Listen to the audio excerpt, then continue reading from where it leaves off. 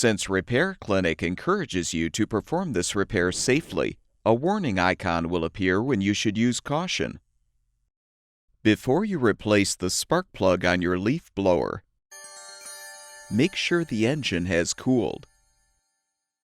Remove the wire and boot from the spark plug.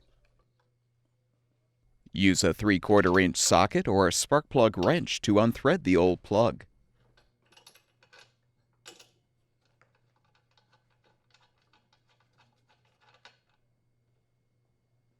Before you install the new spark plug, confirm the spark gap matches manufacturer's specifications.